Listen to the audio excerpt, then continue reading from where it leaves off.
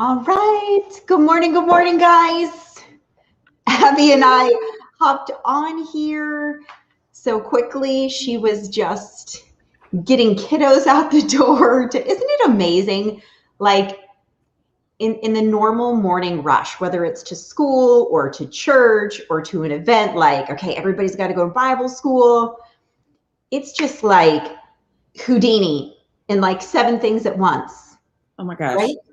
Yeah. And okay, so if you follow my page, you know that I was on vacation for the past 2 weeks, which was amazing. Like I was completely like disconnected.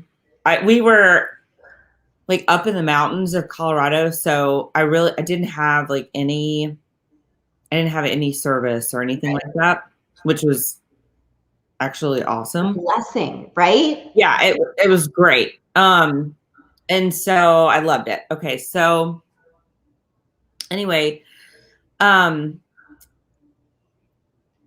so I was like every once in a while, and so we were like at campgrounds, and campgrounds actually have terrible Wi-Fi. Come to find out, I was like, well, there'd be Wi-Fi like at the campgrounds, and campground Wi-Fi is actually terrible. So right. Which that was fine. So every once in a while, like I we'd come into town and I would like check in with my assistant and stuff. But so anywho, so we just got back on Sunday, and then I had scheduled, so we had vacation Bible school at my church Monday through Friday. Right. And then I had also in the morning, and then I'd also scheduled my kids for like this like trampoline camp in the afternoon. That sounds so fun. Like trampoline camp. Who would have thought you could have like anything camp? I know. So we have a camp in the morning, and then we have a camp in the afternoon. Doug was like, really, Abby? Like we get back like late Sunday night, and then you're like 2 camps, like 1 in the morning, I'm like, but on the flip side, he should be thanking you, like, honey, you did good. We can have a couple hours in between. The girls go to vacation Bible school too. So like all of them are at vacation Bible school in the morning. So we just have Fulton in the morning. So it's sort of nice, like we have a break. But of course, like, okay, so we come back home, and okay, first of all, thank you God that we had like a safe trip, because we drove all the way up to Colorado in an RV. So like, thank you, Jesus, that we had a safe trip going up and coming all the way back. So, and I need you to go into more detail there at some point. Okay, so 13 of them in an RV. Yeah. Well, we had 2 RVs. We had 2 RVs. 2 RVs, but still, like, oh my gosh.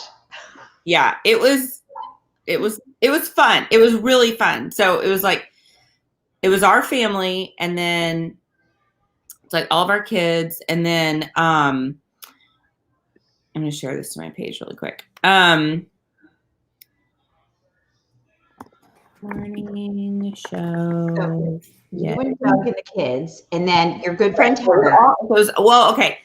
So Grace went to a camp called Camp Vatiwa, and it's like it's a camp sort of based around St. Pope John Paul II. Okay, so that. Yeah, and it's in Colorado. So she went to that. It's a 9-day outdoor camp, like adventure camp in the mountains. Wow. So they like hiked up mountains. They they went whitewater rafting. They did like all this really, really cool stuff. Adventures. Yeah, like outdoor stuff. Okay. Right. Stuff I don't do. Okay. So they did that.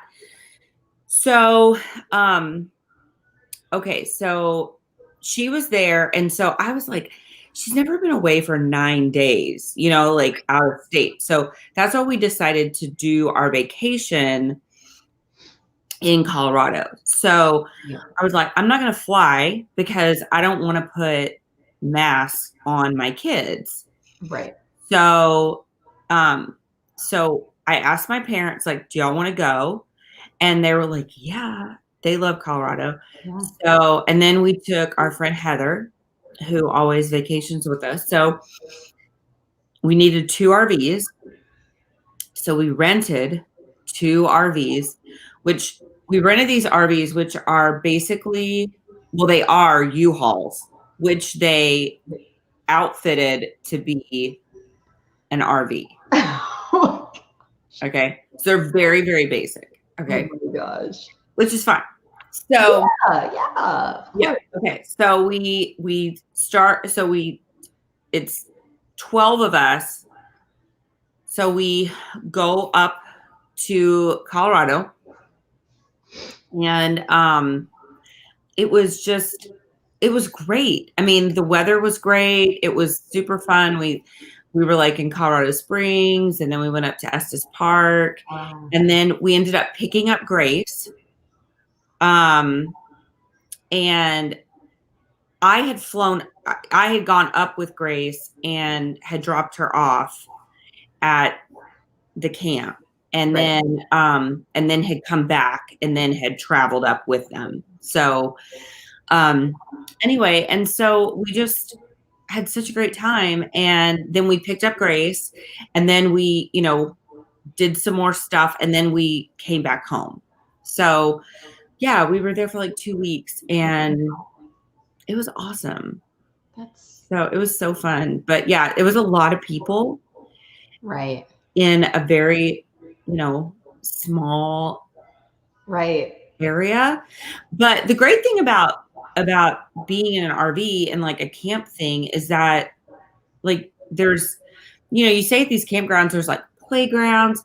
Like we stayed at a like a Jellystone park, and I don't know if anybody's ever stayed at one of those, but they're awesome. So they had like an arcade, they had a pool, they had a putt golf place, like a mini golf place. Oh, yeah. We had a big trampoline pad, like a big jump pad. Yeah.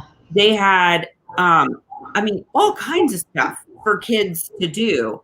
So it was awesome. Like the kids had so much fun. They had a big playground. Yeah. And like the KOA sites, they have like big playgrounds, and they have, pools, and some of them have putt golf, and like they have stuff for the kids to do too. So it was great. So like it didn't feel, because we weren't like in the RV, Right. You were at, right. Kids were out like doing stuff. So like, next year we want to go to Gatlinburg, because we love Gatlinburg. We always say that Gatlinburg's like the Las Vegas for kids. It's yeah. really fun. So you know what, like, so, and I'm not sure, well, like everyone who's watching, they're either going to be like Abby or like myself, but so Abby and I are similar in almost every way. However, and those who know us, and Abby will say, oh yeah, Abby's much more laid back than me. And Abby is a much calmer parent than me. Like when Abby came and spent time with me, like every little thing, I'm afraid the baby's going to choke. I'm like high strung. I'm very high strung. So me, like, as you're sharing all that, I'm like, oh my God, I really do think that would be fun and amazing. And I'd love to experience that with my children. That said, I'm also the mom. I get very stressed out on vacation. And it's not an ungrateful thing. It's like, I think I'm still in that stage. Hopefully I outgrow it as a mother. Because you have tons of little ones, but I'm in that stage where I just don't enjoy myself that much, and I'm such a weird, and again, you and I have very different schedules. You're always flying and you're all these places, and you're so much more adaptable than me.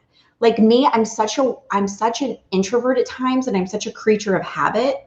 Like I liked, my daily schedule.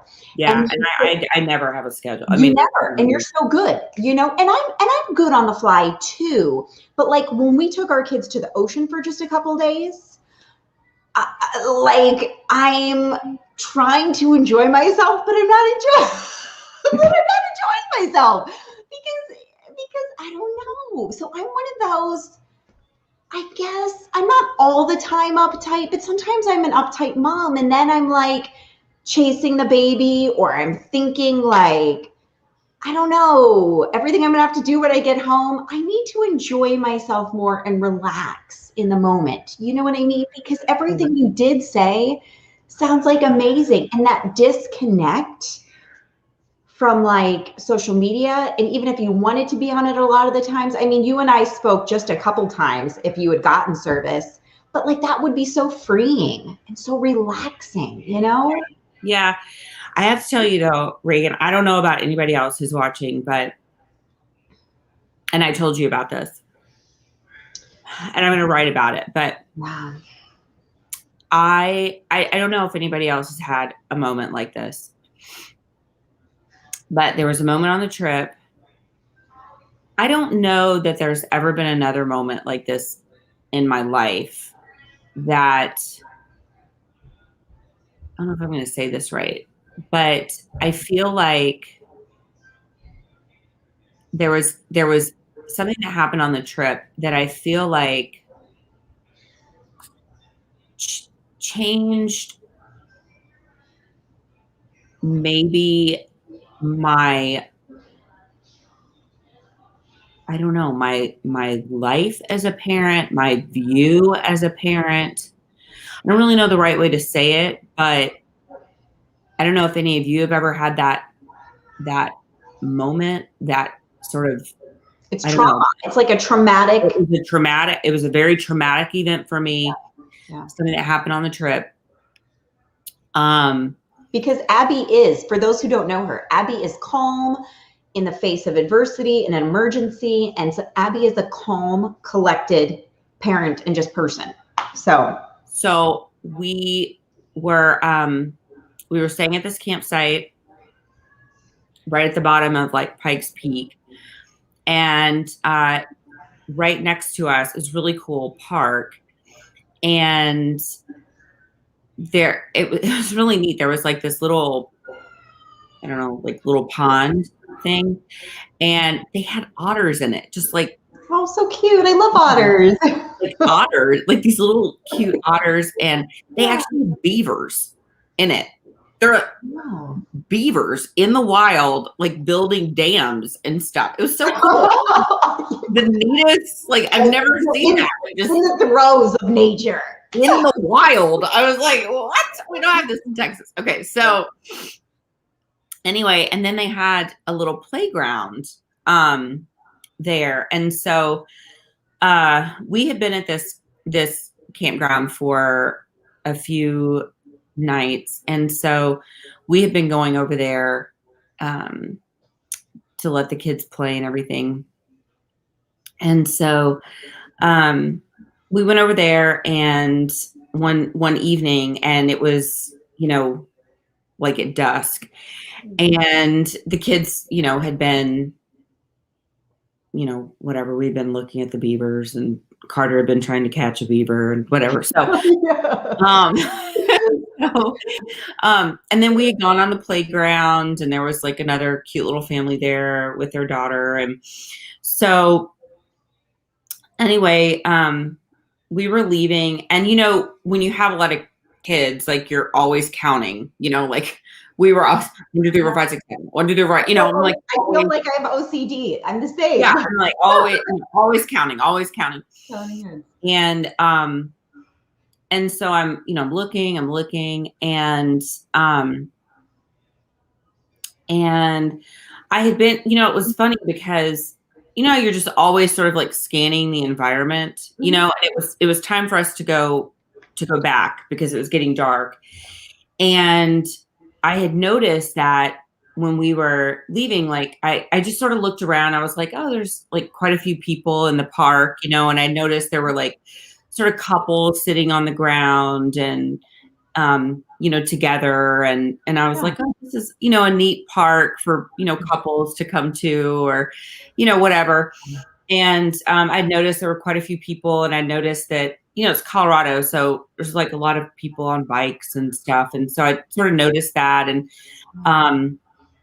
then I was and And that's just weird. I noticed there are a lot of people with like beards, you know. I don't know, it's like weird what you notice, you know. Right. Yeah. And then you know, we're sort of walking, and so as we're walking, I'm like counting, and I'm like 1, 2, 3, 4, 5, 6.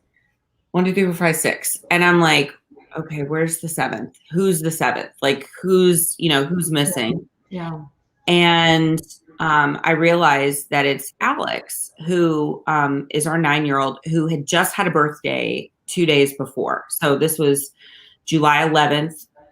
His birthday had been on the 9th. And I was like, okay, where is he? Like, he's the oldest boy, so he's very responsible, you know, like, so I was like, okay, he's got to be around here somewhere, you know? And so I'm like looking, and I don't see him. And so I sort of run, you know, I'm like, where's, you know, I asked Doug, I'm like, Doug was sort of ahead of me, and I'm like, where's Alex? You know, and he's like, I don't know. And then I asked the kids, I'm like, where's your brother? Where's Alex? And I'm not, you know, panicking at this point, because I'm like, they know where he is, right? You know? Right. And they're like, I don't know. You know, I don't know. Where is Alex? And then all of a sudden I'm like, okay, where is Alex? Yeah. And so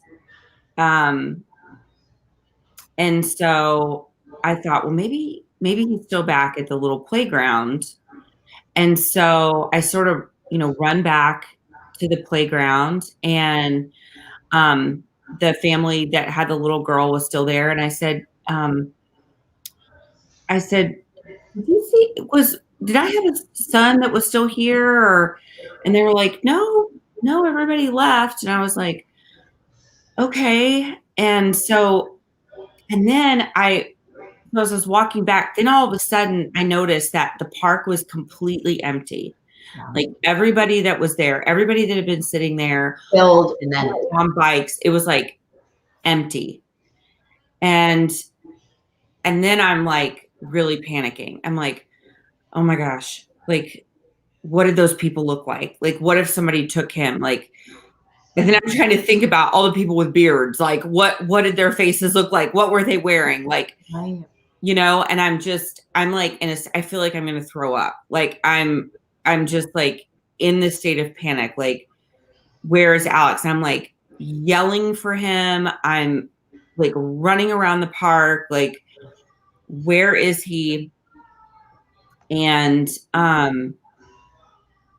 mean, I don't think I've ever been, I don't know that I've ever been like that scared before in my life. Like, I don't think I've ever been like that panicked, that scared, like ever before in my life. And I remember like my Luke, my 8-year-old, he looked at me and he goes, Mom, what if someone took him? And I just like, I really thought I was going to throw up. Like, wow. I just thought, oh my gosh, like, please don't say that. And Heather, our friend that was with us, was like, I'm gonna run to the campsite and see if he went to the campsite. Yeah. And I just was like, please God, let him be there. Like, but I was like, why would he have gone to the campsite? You know, like, why would he have done that? And so I'm still like running around the park. Like, I'm like running like into the wooded area. I'm like, you know, where could he be? And then at this point, your body is in that like fight or flight mode where, you know what I mean? And I'm thinking like, right. What does this look like now? Like, if he's, I'm like going down the road. Like, I'm like, my brain is like going into this like space. Like, he's missing. Like, what does this look like for me? Like, do I stay in Colorado? I mean, like your brain like crazy, like irrational space. Like, I don't really know how to explain it, but I was just like, I get it. I guess I live in Colorado now. Like I'm not leaving.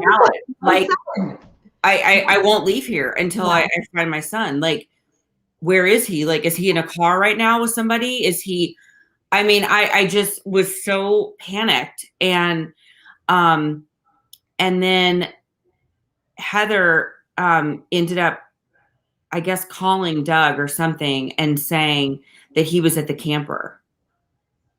And I was just like, oh my gosh. And I just ran to the camper. And then it's like, you don't know if you want to like slap the crap out of them. Like, do you know what you just put me through? Just like hug them like ferociously, you know? Yeah. Yeah. And he started, like, as I was running over there, like he started like walking toward me, you know? Yeah. And I just grabbed him and I just, oh my gosh, I just grabbed his shoulder and I was like, Alex, like, don't ever do that again. Like, I don't know what you were thinking. Like, don't ever, I thought somebody had taken you. Like, don't ever run away from me like that again, you know? And he was like, okay. Like, I think he, you know, like, I think I made him scared because like I was so scared, you know? You worked up. Yeah. And then 2 days later, but I'm telling you, it was the craziest thing. Like, it's crazy, like what your mind does, like as a parent, like every like photo I had ever taken with him, like every memory I'd ever had with him was like flashing through my head. Like, it was so strange. Yeah. Like what your mind does. And then I was like, what color was his shirt? Like, what was he? Right. No, I was like trying to think, like, what would I tell the police? Like, what was he wearing? Like, what, you know, it's just, it was the craziest thing. And, okay. So then 2 days later we go to the zoo and we were in this, it was an indoor like exhibit with like the gorillas and it was the primate exhibit or whatever. And we were all together, but like, I guess he had like gotten separated from us for a second. Like, we hadn't left the building, but it like made him scared because he scared the crap out of him. With my mom before. And so like he went and like found a zoo employee and was like, I can't find my parents. Well, it worked. Yeah. And so then like they came and found us and he was like crying and I was like, I think I've like traumatized him. It's like the scene from Home Alone and Kevin and the mom all over again. But I'm telling you, it was like and then I felt like I was, I don't know. Then the rest, I mean, like for a few days, I was like anxious, you know, I was like, I could not stop like counting the kids. I was like a little OCD, like, yeah, where are the kids? Like counting the kids, you know? I mean, I get it. It was definitely like the scariest moment as a parent I think I've ever had in my life. Like, I've never had the experience of like having a kid lost like that. And like literally he was only lost for like 5 minutes. Right. But 5 minutes. Every second that goes by. Oh yeah. That 5 minutes was an eternity. Yeah. Yeah. Oh my gosh. I think that is, it's gotta be a parent's, one of the nightmares a parent can go through, because I've always, you know, I always say I'm so blessed that I have 5 healthy children and they're with me and they're safe. And, you know, I've never had to experience the loss of a child. So I can't even fathom that or speak to that. Nor have I ever experienced, you know, a kidnapping. Mm-hmm.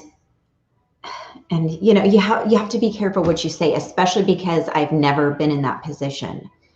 Because, you know, of course it's going to upset people, but I always think in my head, if my child were taken and kidnapped, I almost feel it would be worse than the death of a child, because you'd constantly be thinking, is my child being tortured?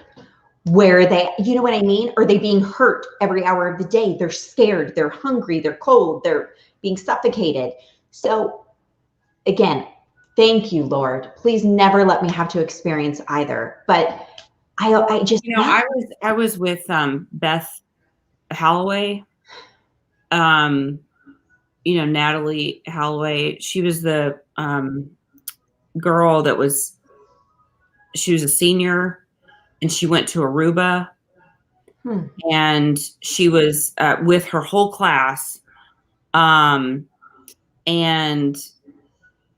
she was abducted. And, you know, they didn't really know what happened to her. And, but anyway, I was in a breakfast with Beth, her mom. And she, that's what she said. I mean, it was in Aruba, and, you know, she was like, she said, when I thought that Natalie was gone, like when I thought that she was taken, she was like, it was terrible. Like it was a terrible, like, anxiety. They were going into like brothels and trying to find her because they thought she was being like trafficked and, you know, tortured. And, you know, they had like men like raiding different, you know, crack houses and brothels and things like that, because they were like getting tips that that's where Natalie was. And so they were like trying to find her. Yeah. And then this guy, Jorn Vandersloot, actually in an undercover thing admitted to killing her and throwing her into the ocean.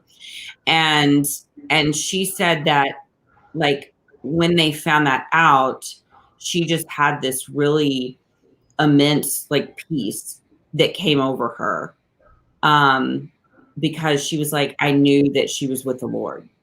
Yeah. And I knew she wasn't being like tortured. Yeah. And I knew that, you know, her soul was at peace. And that was just, you know, it was, I mean, she's an amazing woman, but, you know, it was really, I just thought, oh my gosh, that would be really difficult to think that your child is out there. And there's so many kids that, you know, stories like that where parents just don't know where their children are. And gosh, you would think that it would be easier to just think, Lord, just let my child be in heaven and be at peace. Right. And being like trafficked or, yeah, you know, something like that. My mom, I remember like being a kid, and my mom used to say, you know, there are things worse than death. And I remember being a kid and being like, what's worse than dying? Right. You know? But, you know, as I got older, I realized like, yeah, there's a lot of things, you know, worse than dying. And, you know, there's, I've seen, well, you know how like on your phone, and people are just going to agree, like it's happened to almost everyone. If you talk about something, it shows up in your news feed. Yes. Oh, yeah. It's weird. Free, yeah. But it is what it is. Or if you have interacted with something on social media before, or watched a video, or look at these types of articles, they're going to, the algorithms, it's going to naturally put more of those things in front of you. Well, lately I've been seeing these attempted kidnappings. And like here in the United States. Oh, I just saw one in New York last night. That's the one I saw. And literally the mom's walking on the street, this guy runs up. We're all going to see it now because we just talked about it. So it's all going to pop up. It's going to pop up because that's how it works in the hidden cameras and microphones in our phones. No, it's terrifying. I mean, I've seen one where a mom and her friend and their like toddler are having dinner on the deck of an outdoor restaurant, someone hopped over the deck to try to take the child. And if it wasn't for two other men who had no clue who they were jumping in, I mean, this is the world we're living in now. Yeah. And again, you know, we've had Tim Ballard on here, who's such a, you know, he's such an incredible force with human trafficking, fighting it. And a lot of people still think, oh, that just doesn't happen near me. That's not happening in the United States. I mean, it happens everywhere. And it is, it's just. And it's increasing. It's increasing because, again, like the drug cartel, drugs used to be the biggest moneymaker globally, like drugs, big money, big money. And then when, you know, Tim explained it, you know, how is human trafficking the biggest moneymaker globally now? Well, think of it. Drugs, once you've sold it, once you've used it and consumed it, it's gone, right? It's gone. A child can be used again and again and again. And it's the most grotesque, inhumane, evil. It's all, I almost really can't even process it. And Tim even says too, he can't really talk about a lot of things, or he said people wouldn't be able, you know, without vomiting, without truly being able to handle it. He's like, the human mind is not able to handle or comprehend what we see, what is happening every day, all day. And so it's terrible. So we're living in a time where, and Abby and I are those people like to create this fear where you're supposed to hide in your closet and not live and do things. But it's, you have to be on alert. You have. Well, yeah, I mean, and I mean, this video that I saw, that you saw, was in New York. Yeah. In the middle of the day, it was broad daylight. Right. Just this mom and her kids walking down the sidewalk in New York in the middle of the day, and this dude who was with his dad just jumps out of the car, grabs this like 5-year-old, and runs back to his car with him. And the mom and her older kid like just jump into action. Yeah. And they like pull the kid out of the car. Oh my gosh. You know, they like wrestle and like get the kid out of the car. And then the guy like takes off. They ended up catching the guy. And then like he fought with the police. Like he got in an altercation with the police. They ended up catching him. But I'm like, what in the world? It was in the middle of the day. But that's happened before too. I saw a guy take a girl. They ended up getting her, but it was like at a loan, like one of those like payday loan places. Right. Mom was standing there with her little girl. Like she was holding her hand. And this guy just runs in, tries to grab the little girl and try to run out with her. But like everybody was there, and like they like beat the guy and they get the little girl. I mean, it was in the middle of the day. Like in a crowded business. I mean, it was just bizarre. Yeah. And so, you know, there was actually this, you know, sort of this controversy actually, Reagan, that just happened at Turning Point. I don't know if you saw it. The SAS conference, Turning Point SAS conference, Student Action Summit is taking place right now. And there was a porn star that showed up. And did you hear about this? No. Okay, so there was a porn star that showed up to Turning Point. I don't know if she says she's conservative or what, but you know, it's sort of like now it's sort of created this controversy, okay? Because people are like, oh no, like, you know, no, it's fine. Like you can be a porn star and be conservative. And I'm like, I was just gonna say, it's a bit paradoxical. I'm like, no, like not really. No, like no. Right. But this is where like I really feel like people are going to have to start drawing a line in the sand when it comes to conservative politics. Like, no, you can't be a porn star and call yourself conservative. Right. Because pornography is detrimental to our society, right? Right. Pornography is part of human trafficking, right? And it's become so normalized. I mean, my gosh, we have teachers who are in charge of our children for 40 hours a week, normalizing it, saying it's a Yes.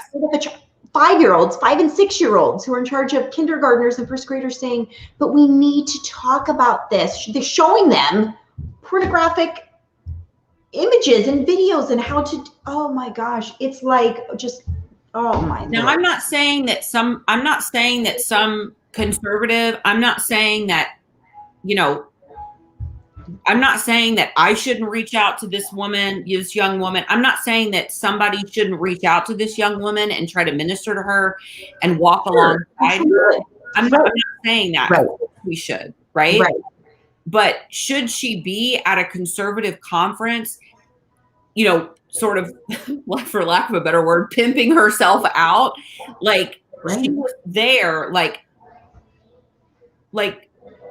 sort of selling herself and like selling her material and like selling herself as a porn star to a young group of people. I mean, SAS is a training for young conservative activists. She has no business being at that sort of event, right, selling herself as a porn star, right? At a young, influential conference. Right. Like, that's absolutely not where she should be, right? Right. Does she need to be ministered to? Yes, 100%. I mean, does she vote? Does she vote a certain way? Does she like conservative? Sure. Can she vote like and have that? Right? But conservative and porn star do not go in the same sense. No. There's nothing. She needs to understand why, right? Like, she needs to understand. Somebody needs to mentor her and help her understand why her choice of career does not mesh with conservative politics, right?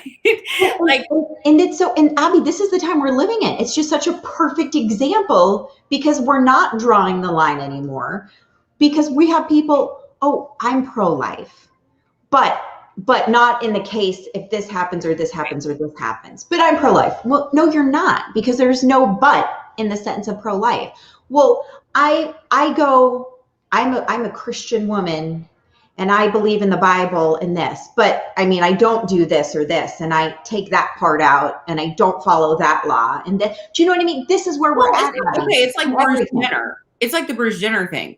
Everybody was like falling all over themselves, like oohing and ahhing over Bruce Jenner just because he said that females don't belong in, or that males don't belong in female sports.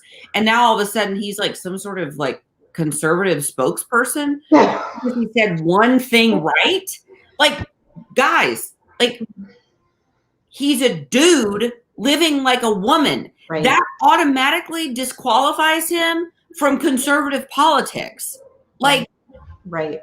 Like, come on. Like, think about it for a second. Like, I mean, I'm just, it's like we're so desperate to bring people into the conservative circle that we're willing to throw out all of our morals and our principles. Right. And that's like a liberal mindset. That's like a, like, anything goes sort of mindset. And that's a mindset that is not going to be blessed by God. Like, we have to have principles. We have to have morals. You do. And that's why the infiltration of evil, and maybe a lot of it isn't at the level of evil, okay? But the infiltration of just wrong and crossing the line is everywhere. And then if you try to cross the line and draw a boundary, you're a racist, you're a bigot, you're unaccepting, you're unloving, you're unchristian-like. And but that's where we're at. So it's definitely, that's just an incredible example of the porn star at the conservative, where molding of young conservative minds is at. No, that's not a lifestyle. That's not what should be trying to, introduce and mold young minds with. No. Yeah. And yeah, pornography is, and they say an 11-year-old child is the average age that they're first introduced to some type of pornography, with all of the access that kiddos have access to, with everything they have access to. And so it's really disturbing. It's well, like Erica just said that she and her 10-year-old daughter got followed in Target and out to the parking lot. Anytime I have a really good friend, Amanda Florzakowski, who she was in a Walmart, and this woman and man, she has this book called Unraveled. Everybody should get it. It's the craziest story. She was in Walmart, and this woman started talking to her, and all of a sudden she takes her baby out of her arms, just reaches over and takes her child out of her arms. And Amanda's like, what are you doing? And anyway, it's this long, crazy story, but these people had been following her. She realized these people had been following her in Walmart. Oh my God. They'd been sort of targeting her. And anyway, she ended up recognizing these people later on. They were traffickers. Mm. And they had targeted her daughter for trafficking.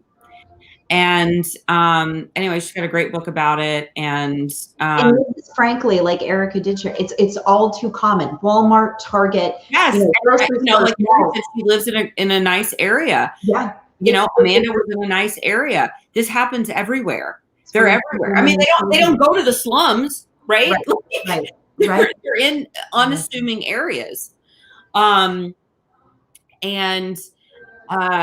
so, yeah, I mean, if you ever feel like, I tell people, if you ever feel like you are being followed, even if you're sometimes, you're in a store and you're like, why does this person keep popping up everywhere? And it's not always a guy. Linda, it was a woman. And so sometimes it's a woman that's involved. Because that will make you feel less on guard. Yep. Mm-hmm. And so, if you ever feel like that, I've felt like that before. And so in a grocery store. And so I asked the HEB guy to walk me out to my car, and the bagger guy. Yeah. I was like, can you help me with my groceries and walk me out to the car? I feel a little uneasy with all my kids.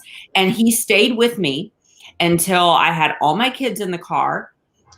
While you're buckling all your kids in the car, that's a prime target. Your back is turned. Kids. Yep. And so he stayed with me until I had all my kids in the car, until I was in the car and I was driving off. And then he left. So if you ever feel uneasy, or even if it's at night and you don't feel uneasy, that's why people are there. That's why they have extra people there. They don't mind. They don't mind going. I've never had anybody that was ugh. They're always I'd be happy to talk to you, and so, and I have a lot of kids, so it takes me a while just to drop them all in and everything. Yeah. But it's better to be safe. And so, I mean, always, ask. And even sometimes I'll try to tip them and they're like, oh no, ma'am. I'm happy to help. And right. So that's a great suggestion. I love that. Yeah, and that's good. And especially like Erica, like she says she's a single mom, like especially if you're like a single mom, like take the help. Right. Like let people help you. You can't feel help bad. you. Like you don't have to do this alone. Like we're not meant to do this alone. We're meant to live in community with one another and let people help you. Yes. So Yes. I love that. and a lot of crazy things happen at gas stations. So I think it's a good idea. Gas stations like skis me out. And my husband always tells me I don't always check gas prices, or I don't, you know what I mean? But I always go to the nicest one. And we live in a very nice area, but it's the most expensive. And he's like, why do you always go to that one? I'm like, it's so clean and nice. And safe. Yeah. And he's like, but you could save 20 cents if you go. And I'm like, 20 cents. I mean, I'm like, I'll pay the extra 20 cents a gallon. I know. Go to like a not skeezy one. Yeah. So I go to the nicest, safest, cleanest one where I just feel safe there. I know. I know. I'm the same. I'm like, I don't care. I don't even look at gas prices. I just know. It's one that's well lit and doesn't look like I'm going to get robbed. It is so terrible anymore, gas prices. But anyway, so as we close out, I want us to do something really quick, this little challenge that people can actually do with us. So have you ever heard, and I think I mentioned it on one of our videos, so you're going to need a couple ice cubes. So if Doug's in the house, or you're going to have to run and get them, and I'm going to get mine. So I'm going to explain it before we do it. So moms or even dads watching this can do it. So I know like in pregnancy, Lamaze classes, did you ever like do a pregnancy birth class? I've only done one. I don't think so. I mean, after you have so many, it's like you don't even need to do them. But anyways, I still remember this, and I'm sure like they get updated. Like every I never did Lamaze. I don't think that was a thing when I had my kids. Well, anyway, so with my oldest, and Kendall's going to be 14, but I remember this, and I tried it. We were out at a soccer game the other day, and it was so hot, and I tried it again, and it's so hard to do. But during the pregnancy preparation, they had all the pregnant moms, and then the dads. You had to take an ice cube in each of your hands, okay?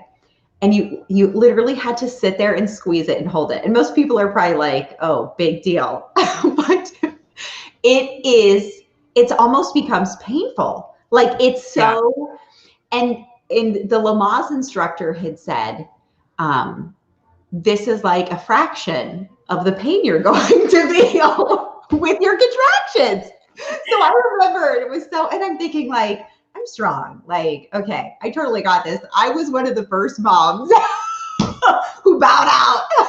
So okay. Like, and there was it's a different kind of pain though. It's still a different kind of pain. Okay. It's a different kind of pain, but frostbite is a different kind of pain. All right.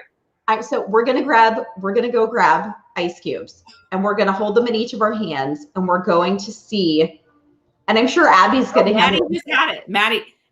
Maddie's she's one of our HTWN caseworkers. Oh, she's about to have a baby. She's having a baby soon. Okay. Oh my God. So they still do it in classes? They still do it.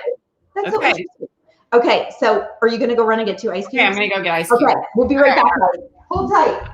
Okay. I'm so alive.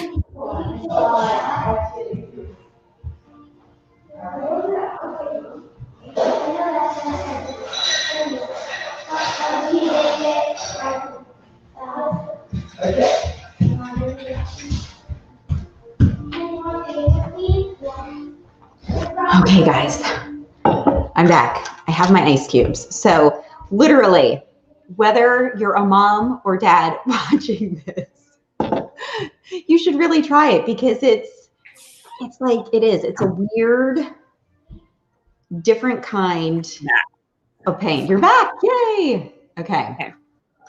So what we're going to do, you're going to take an ice cube in each hand, and you literally have to sit there. And it's a matter of focus. Okay. Yeah. Okay.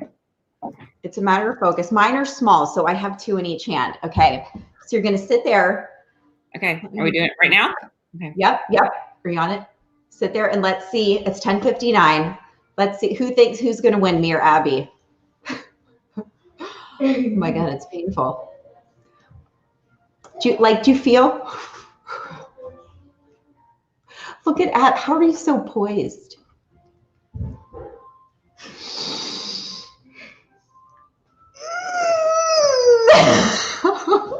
Imagine her not having ice cubes in her hand. I remember, you know how they tell you to do that breathing? It never worked for me. Mm-mm. Oh my gosh. Okay, I swear to God, I swear, it's really painful for me. I feel like Abby's in another mindset, Erica said. I can't get there. You can't even have your finger pricked. So Well, it's the Oh my God. it's the idea of blood being squeezed out. is Kendall doing it? No, Kennedy. Kennedy's beside me. Kennedy's doing it? Okay. Brittany just said, watching this truly shows how Abby is dominated having so many children. I've done natural childbirth a couple times, believe it or not, and I've done an epidural a couple times. However, I am the mom during natural childbirth.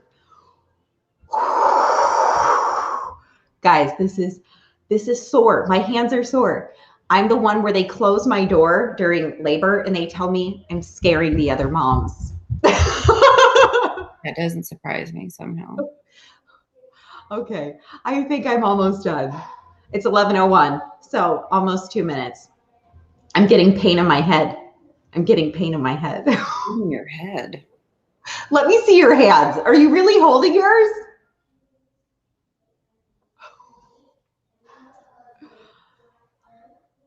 Is it not painful? Is that not painful? Yeah, it is. See, guys, you're either like a Reagan mom or an Abby mom. This shows my personality, how uptight I am.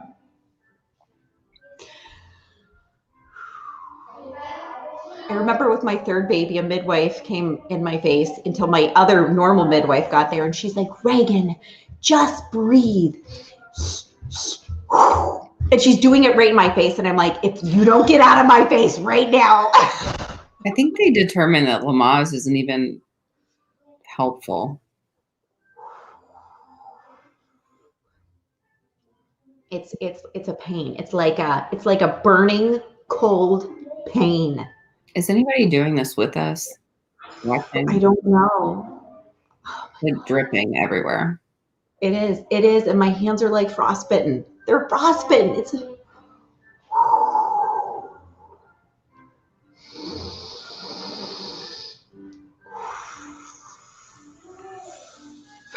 can't wait to watch the playback of our faces as you're just peaceful. And I look like I'm literally pushing out a baby.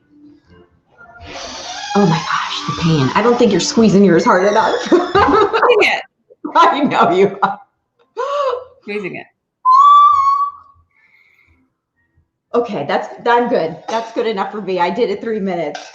Guys, I well, still can you have see? pain. Oh my gosh. Isn't that intense? An air chant. Reagan needs to breathe. He's so quiet. See? Oh my God. I'm not sure. I'm not sure what Reagan is doing is considered breathing. No, literally, you should have seen me during labor. Oh, it was not pretty. I'm not doing the ice hands. That's why, literally, guys, and we talked about this many shows ago, and we need to loop back to him. We need to have our PR team contact Jesse. Wow. Jesse, Nice. he's and I hate to dub him as the wife of Sarah Blakely, who owns Spanx. She's a successful billionaire entrepreneur. She has a great story. He has a phenomenal story too. They're both phenomenal. But anyways, he's like this guy who goes around and he's an amazing speaker, and he does these ice bath challenges. Well, I wanted Abby and I to do an ice bath challenge live. I think I've set myself up for, I'm not sure I'd be able to do it. But the health benefits are great. I am the nice bath. I don't know if I could do it. I'd need someone forcing me in. because literally you have to breathe a certain way through it too, you know. What like Brittany said, whatever Reagan was doing was not breathing.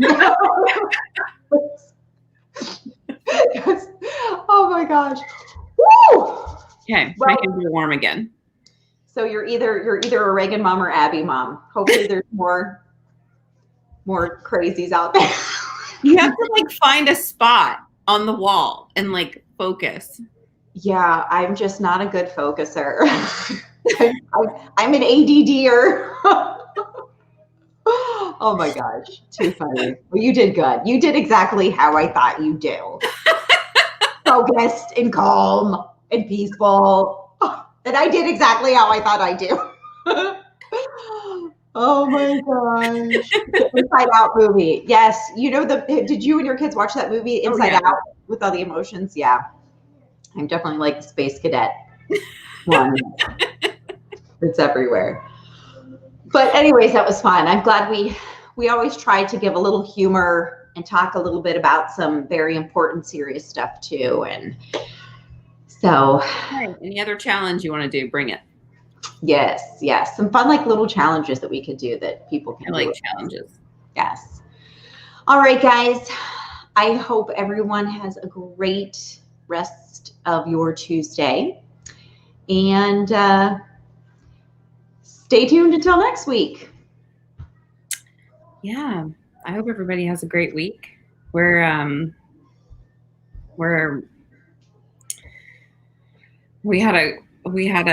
back in like the red zone in Williamson County for COVID. So I don't really know what that means, but yeah, I'm just really quick. I've also been seeing, I'm so excited because as my kids are going back to school this fall, it's a optional mask policy, which it should be. And now I see this organization coming out and this organization coming out and this organization coming out that children should be masked and vaccinated. And I'm over here saying my rosary, throwing holy water everywhere, trying to keep myself under control because, man, that should never be pushed on any family or any child, any innocent child. So, yeah. Anyways, this fall and winter is going to be interesting. It's going to be interesting. Stay tuned for more from us.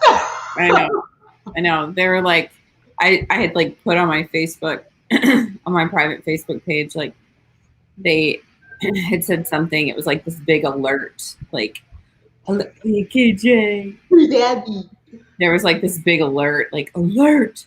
Williamson County is like in the red zone. And so I was like, oh my gosh, like that sounds like terrible. Like what's going on here? Like people must be dying like at an astronomical rate, right? So like I actually read the article and it was like 14 out of 100,000 people are contracting COVID. And I was like, 14, like, whoa, like 14 out of 100,000. And I was like, okay, this is just like a reminder that you have got to read the article and don't just stop at the headline because the media is counting on you just stopping at the headline. And so, you know, there's your reminder from Abby and Reagan. Always read the article because the media bias is intense and they're wanting you to only read the headline. So, and the majority of people getting the this like outbreak in Williamson County are between like 18 and 30. So it's not even elderly people that are getting it. And the hospitalization rate is at 4%. So it's like a non-story, and KJ's about to rip your shirt off because he KJ's like, hey, Abby, you're messing with my mom. Don't just stop at the headline. Read the story, and KJ's gonna nurse. Yeah. All right, guys. Have a good week. Tuesday. Bye, guys. Bye.